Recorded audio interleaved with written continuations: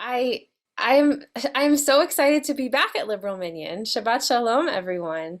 It is really just a joy to be returning to what was my Shabbat morning home last year. So I'm really excited to be with all of you. We read we read in the Torah this morning the commandment, the injunction to be holy. Kedoshim tihiyu. What does it mean to be holy? For the Torah, holiness seems to be defined by adherence to a set of laws, especially in the book of Leviticus where we are, and especially in the part of Leviticus where we are, in the holiness code. We have a long list of laws that are to define holiness for us. They include a lot of action laws of what we can and cannot do. They include laws about speech. They include laws about even our emotions, our feelings. And so they also, and I'm grateful that already this morning we have acknowledged in a really respectful way the ways in which one of the laws that we read this morning is so deeply painful and hurtful to our community and challenging to our community and to many of our relationships. So I'm very, I'm grateful that we've given that its respect this morning, and it's very important. So thank you to those who have reminded us of that. This morning, I invite us to focus on another aspect of what the Torah calls being holy. Holy speech, holy words, and how to use those words to build holy relationships. So we will study we'll look at some sources and discuss, and I love and I have missed the Liberal Minions practice of having a Torah discussion. So I'm looking forward to hearing your thoughts and to studying with you. We will study the process of tochacha, of rebuke, of telling someone that they have done something wrong. And then if we have time, I also have a few texts about the process of tshuva, of after you've told someone what they've done wrong, how they can do tshuva, how they can apologize, and so that the tochacha, the rebuke, can lead to a healing of the relationship. So I'm going to share my screen and let's see. Look forward to hearing what you all have to share. Oh, hold on. Open it up. For some reason, it's not showing as an option. Here we go. Okay. So we'll be studying, as I said, holy words with first the idea of holy rebuke. And I won't be able to. I will see how many of you I can see at once on my screen. Please raise your electronic hand if you're able to. And if I miss someone who's raising a physical hand, or if I miss someone, please let me know, or please be invited to just unmute yourselves to not speak over someone else, but to unmute yourselves to add to our conversation. So first, I want us to just look at the words which I started with, to be holy. So we have in the Torah this commandment that God spoke to Moshe and said, speak to the whole Israelite community and say to them, you shall be holy, for I, God, am holy. Kedoshim tihiyu, ki kadosh ani Adonai Elohechem. And then a few verses later, we have one of the ways in which we can be holy. So I would, and then we have some discussion of how to do that in the Talmud. So do we have a volunteer to read the first section, this rebuke with love, these verses? Thank you, Sarah. There we go. Rebuke with love, Leviticus 19:17-18. You shall not hate your kinfolk in your heart. Reprove your kinsmen, but incur no guilt because of them.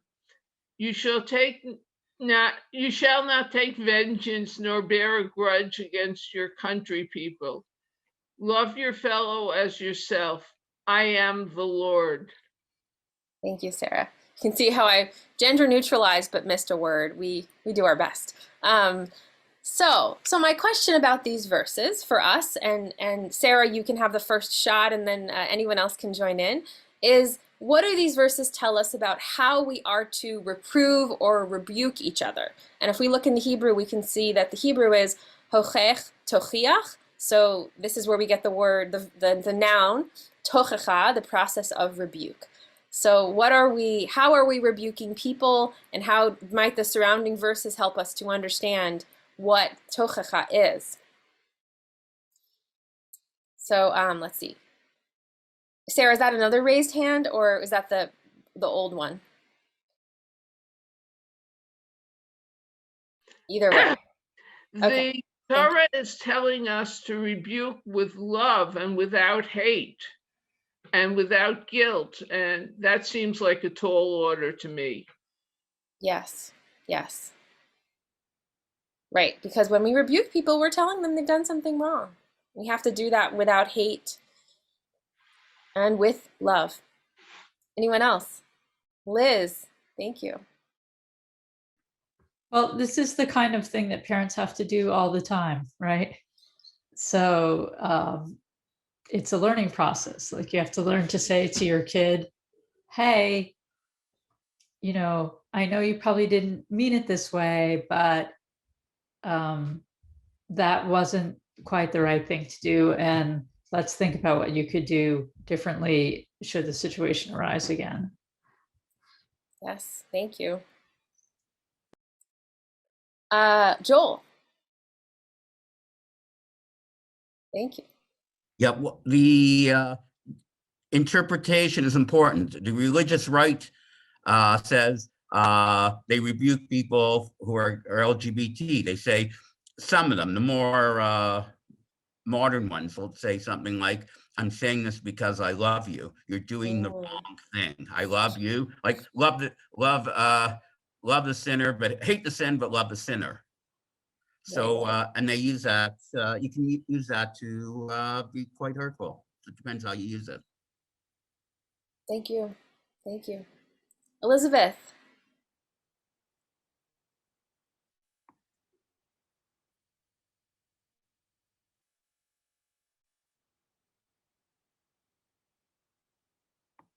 You may have to unmute yourself because I lowered your hand and lost you on my screen. Or someone else can please do that. Can't quite see all of you when I'm sharing. Thank you so much. Okay, thank you, host. Thank you. I was having a trouble unmuting. Thank you. Shabbat shalom.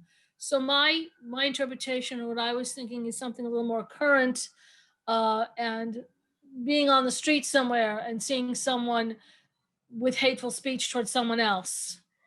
And they're adults and they should know better, but sometimes they don't. And it could be dangerous, but also to try and diffuse the situation, saying that isn't really nice. And if you have something bad to say about someone, they got something bad to say about you. So, why don't you think about what you're saying, or something in those terms? Thank you. Thank you. Neil. Thank you.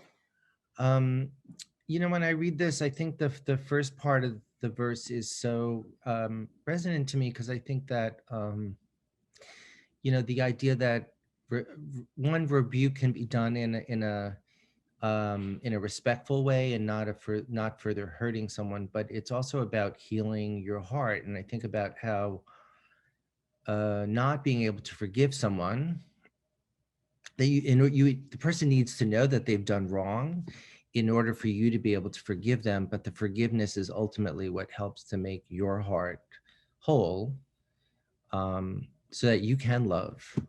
So I'm thinking about it from that. So yeah, maybe maybe it's sort of a guide that once we've done the rebuke, we can actually love our fellow as ourselves. It's beautiful. Thank you. Joe, Rabbi Hirschman. Hi, I'm thinking there's a book called Radical Candor, which is, I can't remember the name of the author. She's like a Facebook type CEO type person. And I don't really like the word rebuke, but I do think that radical candor can be helpful. And looking at in the English where you write, reprove your kinsfolk, but incur no guilt because of them. I'm thinking about sometimes when the candor is too candid, like the feeling afterwards of like, oh, that was, I like really like missed the mark there, right? Like I'm connecting that to the idea of maybe incurring some guilt because we were like a little too candid. Thank you. Thank you, actually, so Rabbi Hirschman was not a plant, but thank you for transitioning us into the next text.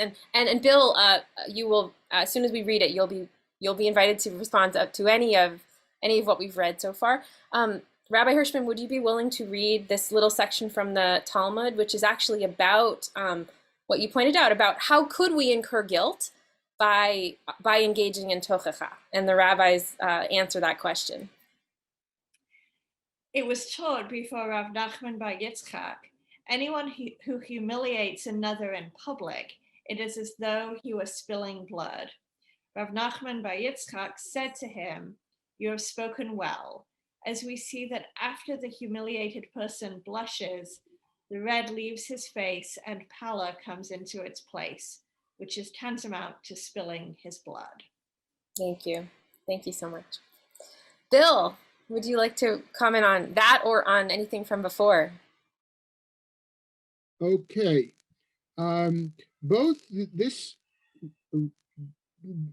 reading from the Talmud and the previous verses go to the I am better than you are syndrome. Because some people will jump on a wagon and it's easy for them to say, I'm not like the other person. And so therefore I am better than that person. And that's not what we are about here when we say that you have to love people as you love yourself. So if you think you're better, you have to think, therefore, that they are better. And if you fail to do that, you don't realize that you're not walking in their shoes. And you can't make any assumptions about the other person. The only entity that can ever read another person perfectly is Hashem. So, but we'll move away from that. But that's what these verses really mean to me. And Thank you. Yeah, sorry, keep going. No, that's it.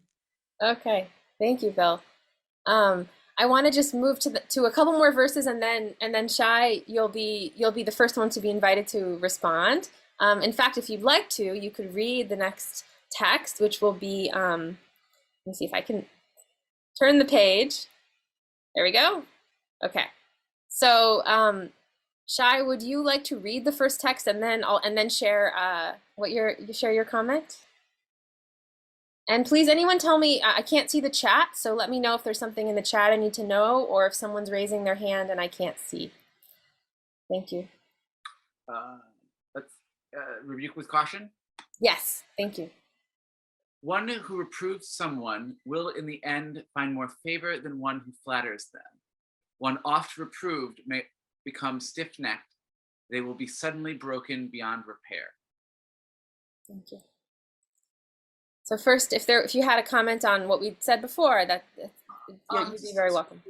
Bill's comment sort of kind of amplified or resounded with like my initial thought, with all of this, it goes back to, the Hillel Kiva, the whole of the Torah can be summed up in one commandment: that which is hateful unto yourself, do not do unto others. All the rest is midrash, go and learn it.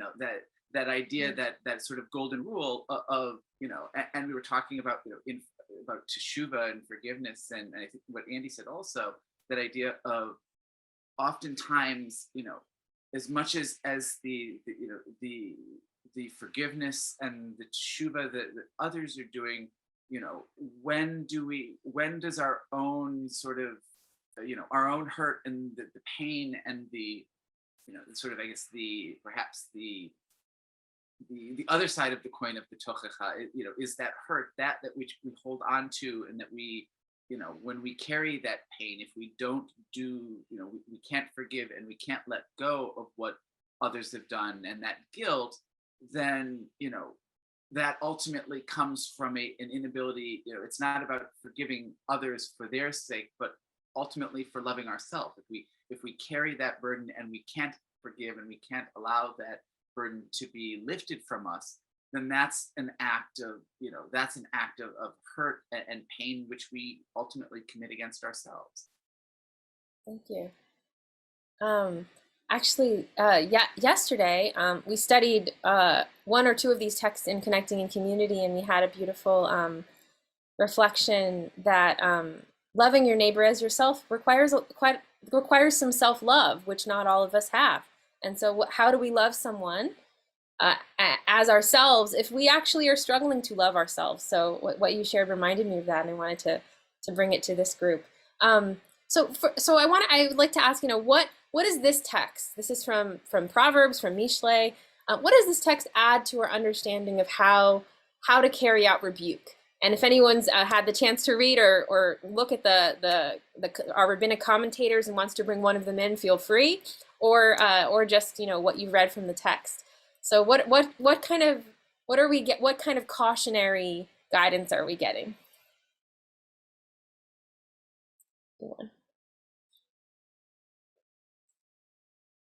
Stacy, thank you.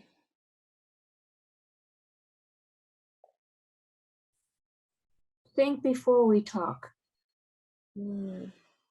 And that's a hard thing to do sometimes. I mean, because no one's perfect, and sometimes something triggers something and just comes out. And as people would say before, that candor can be a little jarring. But I think as I get older, I think of RBG, when they talk about her and they say she was always a person who thought before she spoke. So you really had to listen. So that's really something that stays with me. Thank you, Stacy. Beautiful. Saul, and then Jonathan. So this phrase about rebuking a scoffer, especially in political conversations, when people say, when it gets heated and the person, they're belittling one person's point of view. How could you think that our parents were immigrants, our grandparents were immigrants? How could you do that? Da, da, da, da, da, da, da. And you, the person who's making these comments about immigration, they say horrible things for them, and the person they're rebuking hates them. The person who they're belittling hates them. And in connections yesterday, several people talked about how relatives no longer speak to them because of what went on in the political discussions. And a wise person is willing to listen to what you have to say and take it in, and they will be thankful that you had, and they will care for you and love you for what you had to say. Thank you. Thank you. Beautiful, Saul. Jonathan, and feel invited to explain to us some of these commentators if you'd like. You're uniquely trained to do so.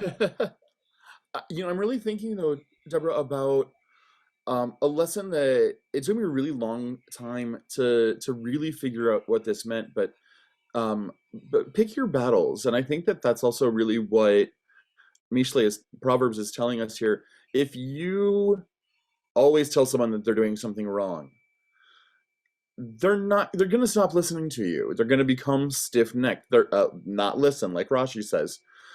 If you think about, okay, if I'm going to say like something that I think this person should do differently or should do better, maybe I need to make sure that I only do that very, very rarely, so that they actually they take what I have to say seriously. If all you ever say is, you did this wrong, you did this wrong, you did this wrong, like Rashi says, someone's not going to listen to you. But if you really take the time to consider, like, is this the right time to tell this person? Am I the right person to suggest that maybe there's a different way to do this? Then maybe I can make this be such a kind of situation where when I reprove a wise person, indeed they will love me and they'll appreciate that I took the time to really understand what was going on in the situation before I came in and said, do this way. Thank you. Beautiful. Thank Oh, sorry, cut you off for a second. Okay.